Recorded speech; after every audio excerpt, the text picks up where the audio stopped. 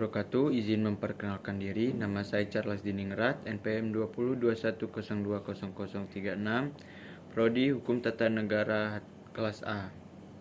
Di sini saya akan mempresentasikan salah satu materi perkuliahan kami, yaitu tindak pidana.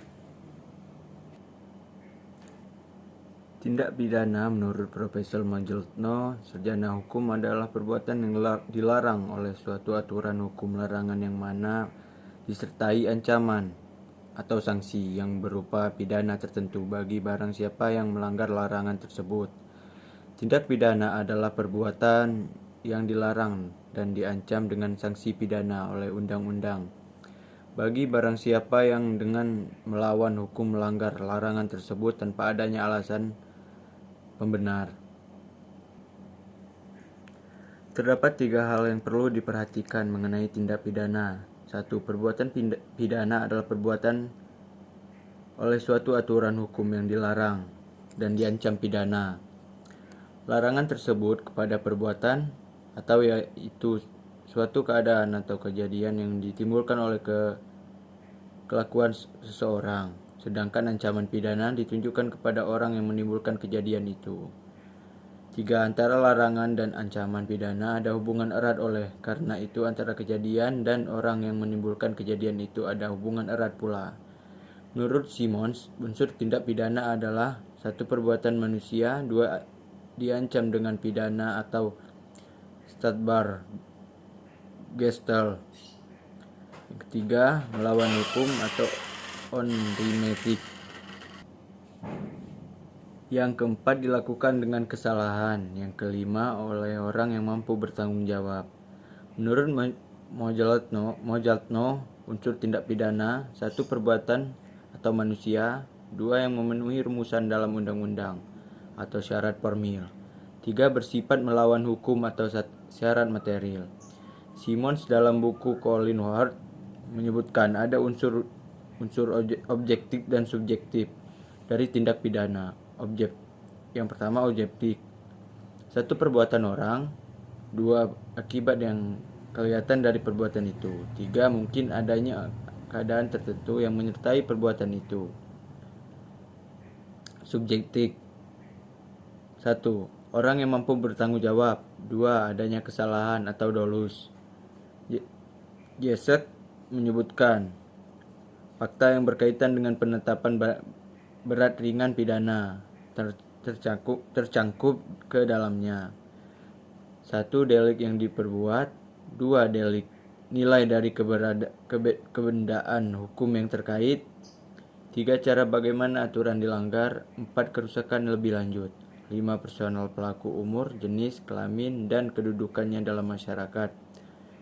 Yang keenam, mentalis yang ditunjukkan atau misalnya karakter bergasan. 7. Rasa penyesalan yang mungkin timbul maupun catatan kriminalitas. Jenis-jenis tindak pidana.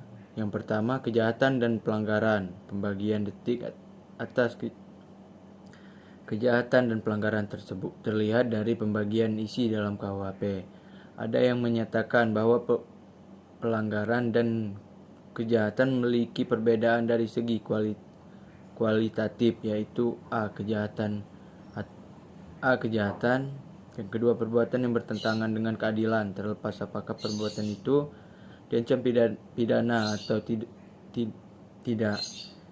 Jadi yang benar-benar dirasakan oleh masyarakat bertentangan dengan keadilan. Yang kedua, pelanggaran, perbuatan yang oleh umum baru disadari sebagai tindak pidana karena undang-undang menyebutnya sebagai delik karena adanya undang-undang yang mengancamnya dengan pidana. Delik formil dan delik material. Delik formil, delik yang perumusannya dititik beratkan kepada perbuatan yang dilarang. Delik tersebut telah selesai dengan dilakukannya perbuatan seperti tercantum dalam rumusan delik. Delik material, delik yang perumusannya dititik beratkan kepada akibat yang tidak dikehendaki atau dilarang. Delik ini baru selesai apabila akibat yang tidak dikehendaki itu telah terjadi. Delik komisi, omisi, dan omisi semu. Delik komisi berupa pelanggaran terhadap larangan. Ialah membuat sesuatu yang dilarang, seperti pencurian pasal 362 dan penggelapan pasal 372 dan penipuan pasal 378. Delik omisi, delik yang berupa pelanggaran terhadap perintah, ialah tidak melakukan sesuatu yang diperintahkan atau diharuskan. Tidak menghadapi saksi di muka pengadilan pasal 522, tidak menolong orang yang memerlukan pertolongan. Delik omisi atau semu. Delik yang berupa pelanggaran larangan akan tetapi dilakukan dengan cara tidak berbuat. Seorang ibu membunuh anaknya dengan tidak memberikan air susu kepada anaknya hingga meninggal.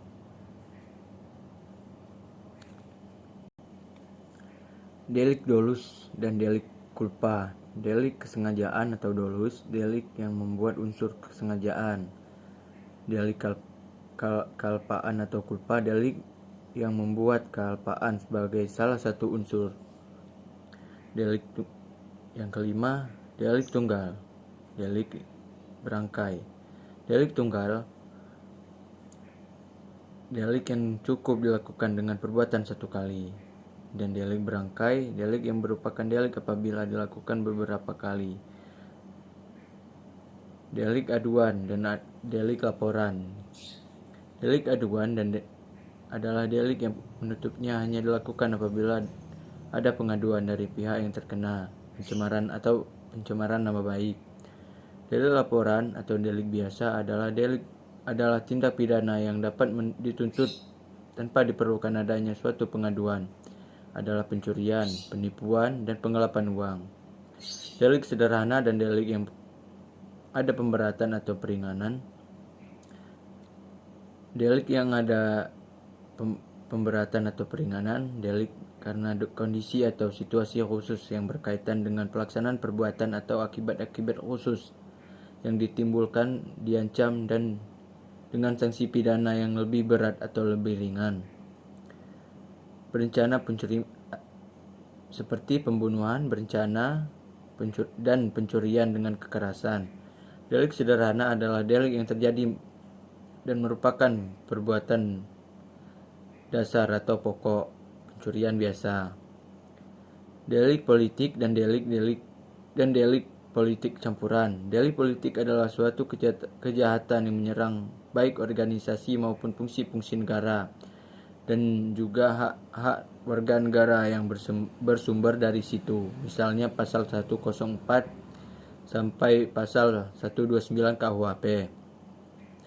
Delik politik campuran adalah delik-delik yang mempunyai sifat setengah politik dan setengah umum, atau dengan kata lain bahwa delik ini seolah-olah nampak sebagai delik umum, tetapi sebenarnya delik itu merupakan tujuan politik atau sebaliknya. Pencurian senjata hendak mengadakan pemberontakan. Sumber tindak pidana. Unsur pertama. Untuk tindak pidana itu adalah perbuatan orang pada dasarnya. Yang dapat dilakukan tindak pidana itu manusia. Rumusan delik dalam undang-undang lazim dimulai dengan kata barang siapa ini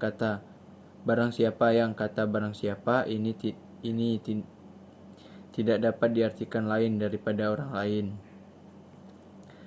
Dalam pasal 10 KUHP disebutkan jenis-jenis pidana yang dikenalkan kepada tindak pidana yang mana sehingga pada dasar dapat dikenakan pada manusia dalam pemeriksaan perkara dan juga sifat dari hukum pidana yang dapat dipertanggungjawabkan itu adalah manusia. Pengertian kesalahan yang dapat berupa kesengajaan dan kealpaan itu merupakan sikap batin manusia. Sekian presentasi materi tindak pidana dari saya. Assalamualaikum warahmatullahi wabarakatuh.